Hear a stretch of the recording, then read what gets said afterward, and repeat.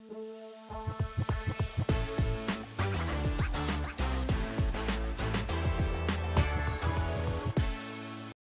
welcome back to the Decatur Dish, a fun Tuesday we are having here at Atlanta News First, and joined by our media partners at Decaturish, the one and only Dan Wisenhunt here with me today. Welcome to Atlanta News First Plus. We have a number of stories to get into, a lot happening in Decatur specifically, but most importantly, Dan, how's your week going?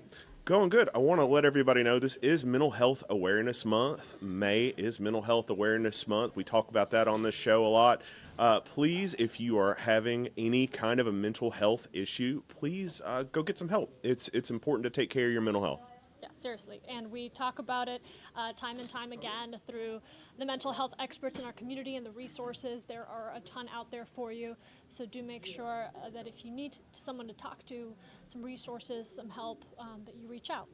But let's talk about some stories that have really been circulating online. And I want to start with a recent development we got yesterday involving some sort of fight that transpired and escalated, really, when a man apparently hit another man with a car outside of a Dunwoody sports bar. We just learned yesterday he has turned himself in. Yes, Maria, this is it's like an episode of The Sopranos or something. It happened at 2 a.m. outside of a bar in Dunwoody, which is where most good decisions occur, is 2 a.m. outside of a bar. There was some kind of an altercation. Outside, the altercation continued after they were asked to leave, and this individual reportedly, allegedly, hit this other individual with his vehicle, is accused of leaving the scene. They were investigating, and then a few days later, he turned himself in. So that's where that story stands. And of course, we're going to follow the developments to come out of that. And if we get anything, I know your team will be on it as well. Yeah, the App and Media team has done a great job of covering this. Our partners, our current corporate owner up in Alpharetta, so please check it out. And talk to me about this next story. This could be big for DeKalb County, definitely a big deal for Decatur. The City Commission unanimously approving a resolution to create a reparations task force. Now, this was brought forward by Beacon Hill Black Alliance for Human Rights, asking for $25,000 that would support these efforts to lay the groundwork that would formally create such a task force. And it's similar to the one we see in Fulton County that's already in play. Decatur voted for this last night, but they've been talking about this since 2022. After the George Floyd incident happened in 2020, 2021, I believe it was, there was a lot of talk and conversation around race and systemic racism, and Decatur, like many cities, has its own history there. In particular, the Beacon Hill community was a historic African-American community, and it just got leveled during the 60s in the name of urban renewal. The Beacon Hill Black Alliance for Human Rights was given $25,000 to study this. Last night, they moved that forward a little bit, and they're going to, in addition to creating this reparations task force, they also issued a public apology for the city's role in systemic racism. So they're going to work on that. The framework is still being ironed out. One of the things that we don't know, and the big question is, what do those reparations look like and who will receive them? One would assume that it's the people or the descendants of the people who were a part of the Beacon Hill community, but we don't yet have a good idea of what that's going to look like. And also whether the people of Decatur will support it politically. That's something that I notice a lot, where people, especially on Facebook and social media, will say they support one thing, but then when they're asked to actually put their money where their mouth is, they change their tune a little bit. So we're going to find out really quick whether Decatur means what it says when it comes to issues like this, and we're going to have a set of recommendations in the near future, and the public will be asked to do stuff, and we will see whether the public has the appetite and the City Commission has the political will to do stuff about it, other than say, we're really sorry and this should not have happened. I take no opinion on that. That is above my pay grade, but I will say it is going to be a very, very interesting conversation that'll come up over the next year. And of course, Zoe Seiler, our assistant editor at Decaturish, will be covering it and we'll be following it. Do you think it'll be really in a similar fashion to what we're seeing out of Fulton County? Do you think that Decatur will go its own way and create their own version of this. Every city's got a little bit of different history with that. Decatur is, I mean, last night they were talking about it. There were slaves sold on the courthouse steps in the 1820s. The land that Decatur sits on used to belong to Native Americans before it was taken from them. So there are so many facets to this, and Decatur has its own unique history with systemic racism. I think it will be similar in terms of the overall themes, perhaps, but the reparations and who receives them and what they look like will probably look very different. Of course, Decatur's a lot smaller than Fulton County, too, so we have to keep that in mind. Certainly, and we're going to follow that as well. Speaking of Decatur, the news around Decatur just keeps coming. I swear we're going to talk about other stories that really encompass DeKalb County, but I want to talk about this one and stay with the council for the commission, for a moment, as there was a meeting yesterday, and it focused on consideration of a new rollback millage rate. Now, Dan, it's my understanding your team was at that meeting, has been covering that story. What came of it?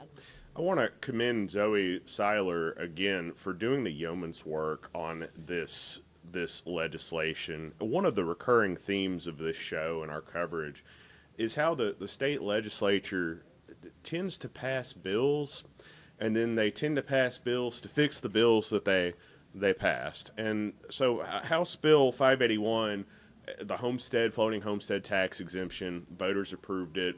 The idea was to cap the millage at the rate of inflation rather than, we do these assessments every year, and the idea was hopefully to provide some tax relief by capping it at the rate of inflation.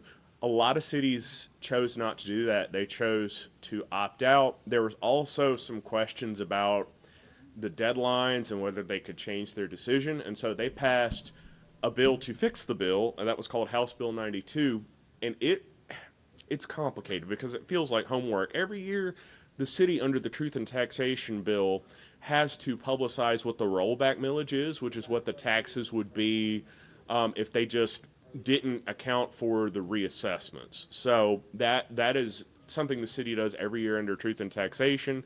Typically, when assessments go up, even if the millage doesn't change, your taxes are going to go up because the assessments went up.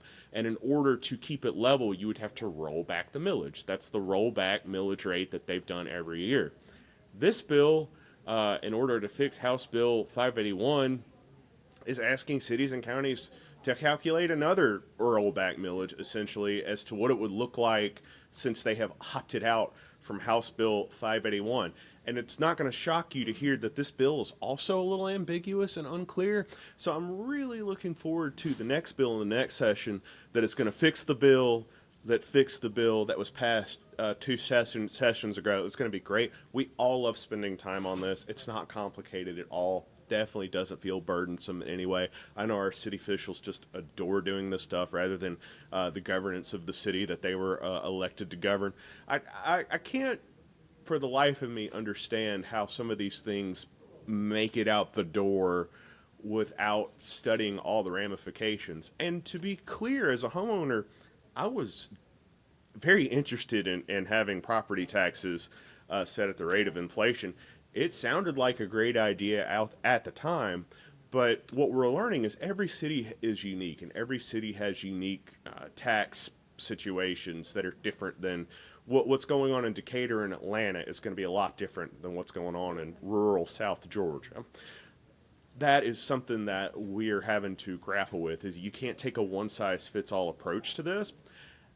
The legislature basically implemented a one-size-fits-all solution to this problem. Cities are continuing to deal with the fallout from that, Maria, and that's what we saw last night. I wish I could make this simpler than it is, but it's really not simple, and it's like a mess piled upon a different mess piled upon a different mess, and we're going to be probably talking about this for years unless that bill is repealed, or I think it was a constitutional amendment. Right. So that's an even higher bar to fix. Well, speaking of, big things that we're focusing in on, the city of Decatur leaders this morning announcing a series of events that will coincide with the 2026 FIFA World Cup. I can feel it now. All the soccer fans just looked up at their Excitement. TVs. But this is an exciting time, and preparations are already getting underway. We streamed that news conference for you live this morning on Atlanta News First Plus, and in case you missed it, our reporter Blake Devine took a look at what Decatur is cooking up for the World Cup. Here in Decatur Square, renovations are underway today, all part of preparations for the 2026 World Cup, which is expected to generate about $1 billion for the greater Atlanta area.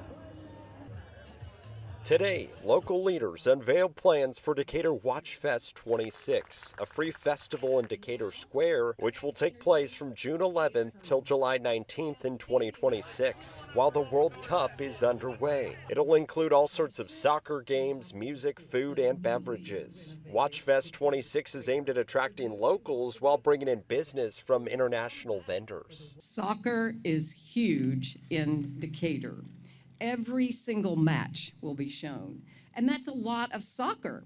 104 games featuring 48 teams. Atlanta will host 8 World Cup matches at Mercedes-Benz Stadium, including a semifinal game. We are actually preparing all across DeKalb to host visitors, to support events, and ensure that the energy of this global celebration extends across every corner of our community. This will be one of the largest sporting spectacles that the Atlanta area has hosted since the 1996 Olympic Games. The World Cup will kick off in June of 2026. Reporting in Decatur, Blake Devine, Atlanta News First. So Dan, Decatur was at that news conference. Y'all heard what we heard and our audience heard, a lot of food, events, entertainment, a lot of local businesses that are excited to really create quite the immersive experience as fans and travelers from around the world are going to be in Atlanta and here really across North America to immerse themselves in the FIFA World Cup. It's a big opportunity economically speaking as well. It's going to be huge. They are doing an $8 million total overhaul of the Decatur Square. They're calling it a square shakeup. It's going to have to move really quickly to be ready in time for the World Cup. They're establishing an aggressive timeline to get it done. They're about to do a whole bunch of communication around it, letting people know that, yes, the businesses are still open and you can still support them. Zoe went to the event this morning. I was reading some of the things they've got planned.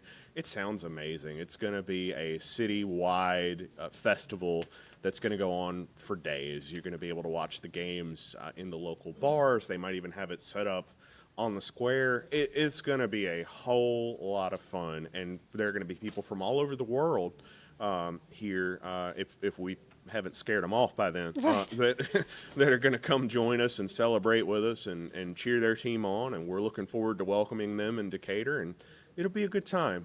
I still got to figure out how to snag some tickets to a World Cup game. If you have any connections there, let me know. I'm still figuring that out. Get a press badge or something, but it's going to be huge. It's going to be a great time. And the Benz, it's going to be at the Benz. Benz is a world-class stadium. It'll be a great moment for Atlanta to shine. Yeah, certainly. Anything in particular that you are excited to see? I am excited. I will confess, I'm not the world's biggest soccer fan. I'm more into college football, but I appreciate it as a sport, and it's a lot of fun, and I am excited to see everybody else's excitement around it, if that makes sense. There's a whole lot of energy around it. It's going to be a great moment to celebrate our community and show the best that our community has to offer. Decatur tends to do pretty well when presented with these opportunities, so we're looking forward to it. As the county seat, we're really looking forward to putting ourselves out there and celebrating this awesome event that's coming. It's a once-in-a-lifetime opportunity, really, to be a part of something, and we're looking forward to it. My team is excited. My team is really into soccer, and seeing their excitement, it's good to see everybody happy. So June through July, it's coming sooner than you think. Yes, so it is. We are a little over a year away. Yep. All right, let's bring it, really continue it in Decatur. I want to talk about this photo right here, and it was posted by the Decatur-ish team. So, Dan, huge shout out for you. This is a spotlight on the community that we like to do here on Decatur Dish. And today we are highlighting a Fifth Avenue upper elementary school teacher who was recently recognized as City Schools of Decatur's Teacher of the Year. This is Edwin Ellis, and she teaches gifted programs, and she is inspiring the next generation of Decatur citizens. She's been teaching for 30 years, Maria. Jim Bass did this story for us, did a great job. What a career. She's kind of finishing it out in Decatur. She's taught in other school systems. She said she wanted to move to a smaller system, moved to Decatur in 2014, has inspired so many people through her experience and her love of teaching. And anybody who has been through public education knows that the quality of the teacher in your classroom makes all the difference. And teachers that have a lot of experience, especially with young kids, are worth their weight in gold. It's really amazing and wonderful to have somebody who is a career educator who stuck with it that long through, frankly, some pretty tough times for educators over the last few years. But she's a real gem and deserving of the recognition, and I encourage everybody to go check out Jim's story on Decaturish.com to learn more. And shout out to Miss Ellis, and thank you for all that you do from us here at Decatur Dish. All right, Dan, the news never stops, and neither do we. We are relentless in pursuing and bringing you the latest on what's been happening in DeKalb County and around Metro Atlanta. Anything new your team is cooking up? We have another edition of Decatorish Inc. coming out, I believe, on May 15th. It's going to be a good issue. We are really excited about it. We got a lot of great stories coming out. Go to Decaturish.com/Inc. to find issues of that. To check out past episodes of this show, download the Atlanta News First Plus app. It's completely free. You can get access to this show and all the other great content produced by our partners at Atlanta News First Plus. And also, for the latest news from DeKalb County, visit Decaturish.com. We've got all the latest news right there on our homepage. Check it out. And to get our email, sign up at locallysourcednews.com. And with that, we will see you next Tuesday right here on Atlanta News First Plus. Make it a great day, and we'll see you soon.